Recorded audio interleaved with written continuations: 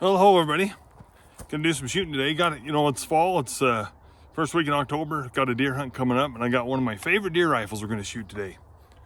Savage Model 99 and 308. I just have a soft spot for this gun. I'd never been around these growing up. An extended family member had one and said that's what he used growing up, and he really liked it, so I got interested in it. The neat backstory on this gun is I seen it at a local pawn shop, used, price was fair. I talked to some guys about it that I thought was interested in it. So I come home and told my wife about it. I said, yeah, I seen this rifle.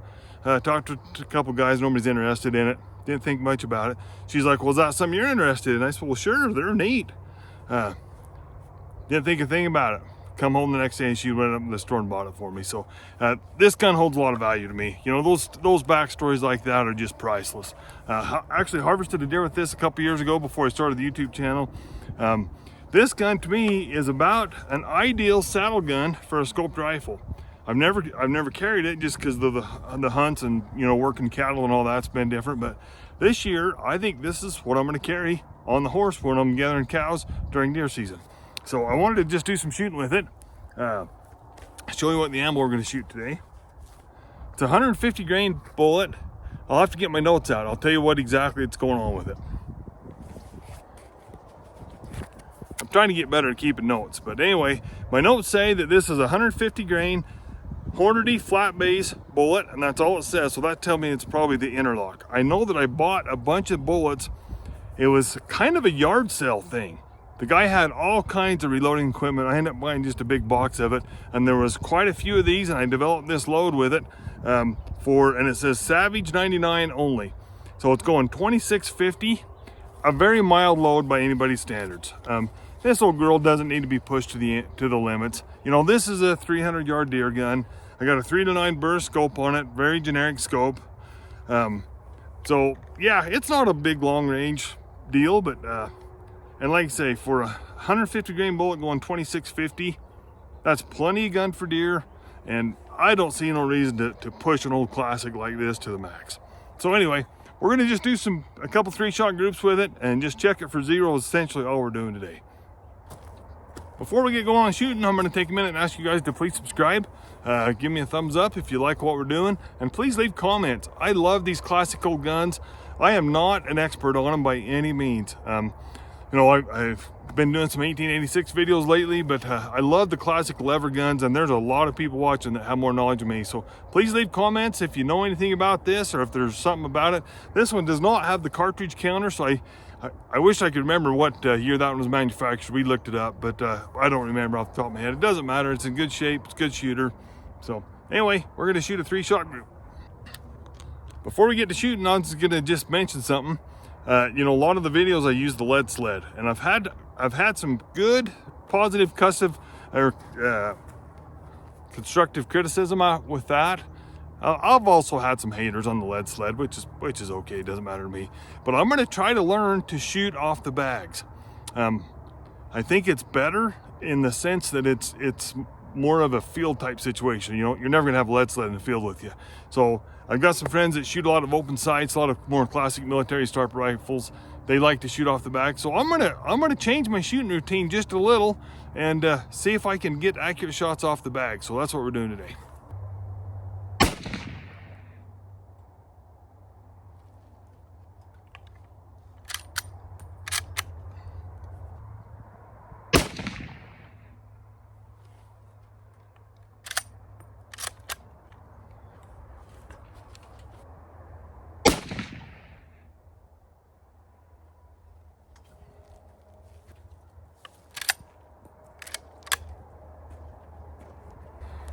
I just love that old rifle. It's funny because the trigger, I call it a little bit clunky.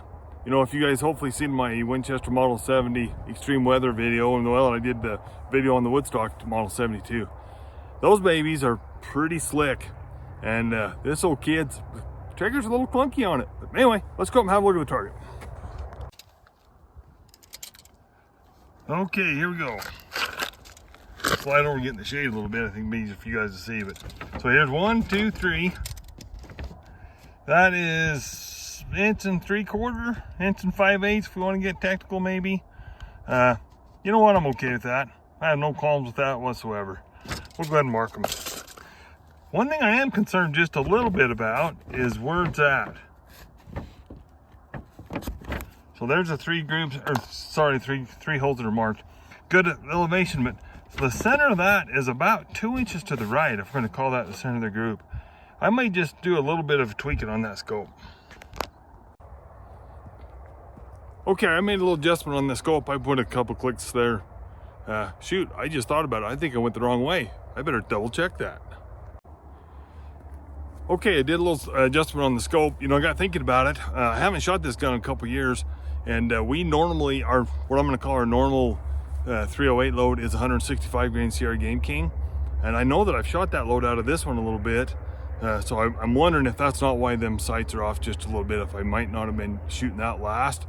Who knows? I mean, that's why we do this for hunting season, right? So made that small adjustment. We're going to shoot 3 more shots with this. You know, I got thinking about a little historical note about the Savage 99. I read somewhere that Bill Ruger, when he was designing the 1022 magazine, he took some engineering from this Savage 99 rotary magazine. And when I first got this gun, it would not cycle. What happened is that spring in the rotary magazine got real weak.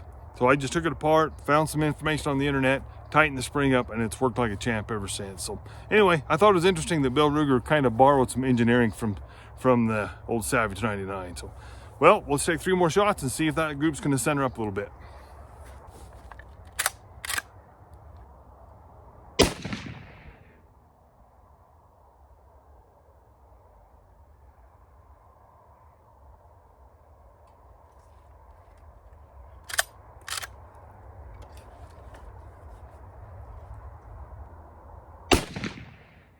So I'm going to tell you guys, I flinched horrible on that one. That trigger has got so much travel compared to these bolt guns I'm used to. Even that 1886 got a way better trigger than this. It's just me getting used to it. So I think when we get up there, we'll see a little bit of a flyer off that last shot. We'll shoot one more and go look at the target.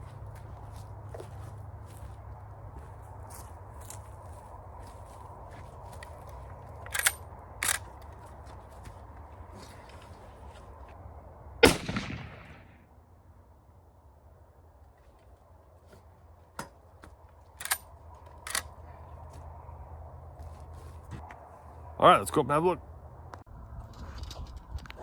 All right, well, that group wasn't as bad as I thought it was going to be. I could see this was the second shot. I kind of called that as a flyer. So here's 1, 2, 3.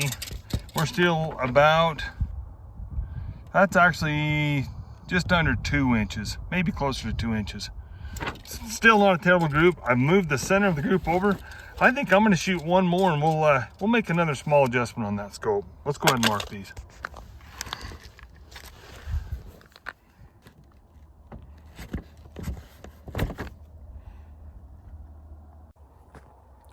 Okay, made a little adjustment on that scope. I'd like to see that center of that group just a little bit further to the left. So made a small adjustment. We'll take 3 more shots and see what it does.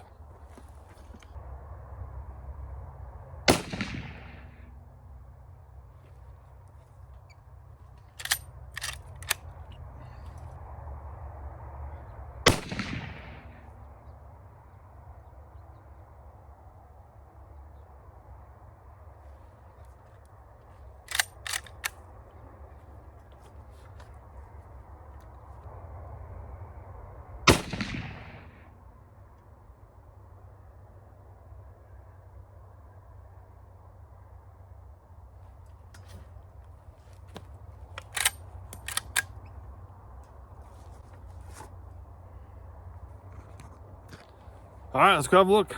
You know, I just love 308. I've been shooting that 4570 recently, and that thing is a dreamboat compared to that 4570. Anyway, let's go have a look. Well, you know, you guys have heard me say this before. When I'm shooting at the range, I share everything with you guys. Good, bad, and indifferent. Some days I have good days at the range. Sometimes I have bad days at the range. We're going to call today a good day at the range. I think you'll be pretty happy with this last 3 shot group we just shot.